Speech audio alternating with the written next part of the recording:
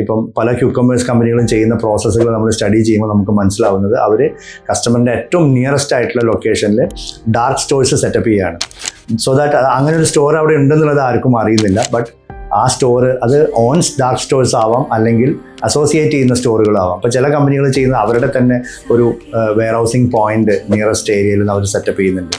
ചില കമ്പനികൾ ചെയ്യുന്നത് ഓൾറെഡി എക്സിസ്റ്റിംഗ് ചെയ്യുന്ന കമ്പനി സ്റ്റോറുകളായിട്ട് അവർ ടൈഡപ്പ് ആവുകയാണ്. ഫോർ എക്സാമ്പിൾ, ഇപ്പോൾ ഞാൻ എൻ്റെ ഒരു ലൊക്കേഷൻ, എൻ്റെ വീട് നിൽക്കുന്ന ഹൗസ് നിൽക്കുന്ന ലൊക്കേഷനിൽ ഞാനൊരു പ്രൊഡക്റ്റ് ഓർഡർ ചെയ്യുന്ന സമയത്ത് ഈ കമ്പനിക്ക് എൻ്റെ വീടിൻ്റെ അടുത്ത് തന്നെ ഒരു നിയറസ്റ്റ് ആയിട്ട് ഒരു ടൈപ്പ് ഉണ്ടാവും, ഒരു ടൈപ്പ് സ്റ്റോർ ഉണ്ടാവും. അതിനെയാണ് നമ്മൾ ഡാർക്ക് സ്റ്റോർ എന്ന് പറയുന്നത്.